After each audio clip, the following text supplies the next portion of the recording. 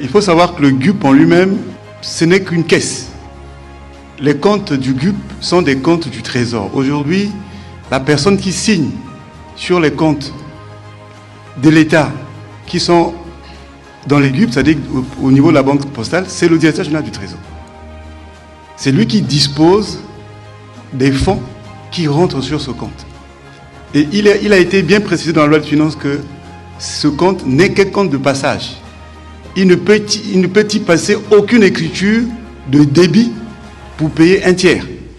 Et cela est respecté, tout au moins depuis que la disposition a été inscrite au budget, dans la loi de finances. Donc, sur le fait de savoir si l'argent qui est au GUP partira ailleurs ou partira pas, la question a été réglée. D'abord par vous-même, en tant qu'institution produisant les lois de notre pays, mais aussi par les recommandations de la Cour des comptes, du gouvernement lui-même. Par contre, est-ce qu'on peut se passer des GUP aujourd'hui? Je dirais peut-être pas, parce que ces GUP ne sont qu'une généralisation des GUD qui ont prévalu depuis 2013. Pourquoi est-ce que nous avons créé des GUP?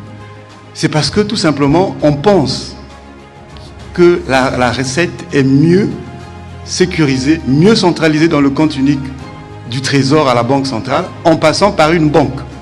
Ce qui veut dire quoi? Ce qui veut dire qu'en fait, si nous avions les mêmes sécurités bancaires au niveau du Trésor, on ne serait pas passé par les GUP.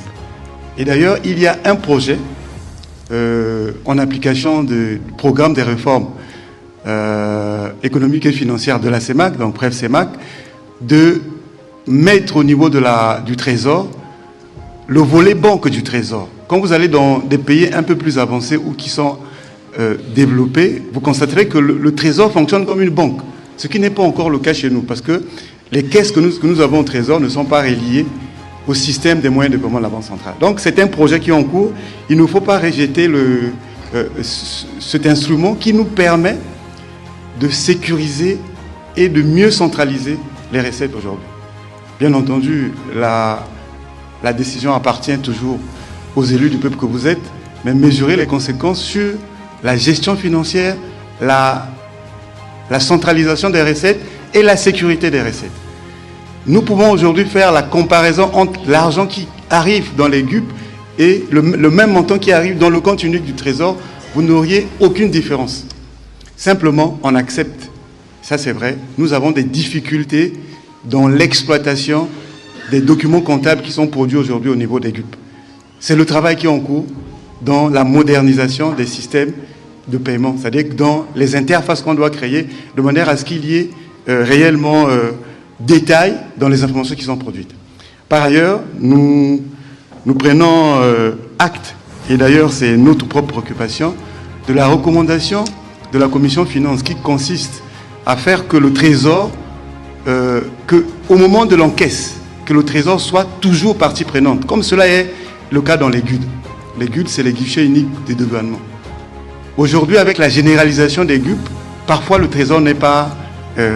en fait, quand les paiements se font dans des agences autres que les agences de la Banque postale dédiées, qui sont dans les centres des impôts, souvent il n'y a pas les agents du Trésor. Mais nous allons résoudre ce problème technique pour faire que le Trésor ait la maîtrise totale des encaissements, même physiques, en ce sens que dès qu'un contribuable paye, il doit passer par le Trésor pour récupérer son reçu.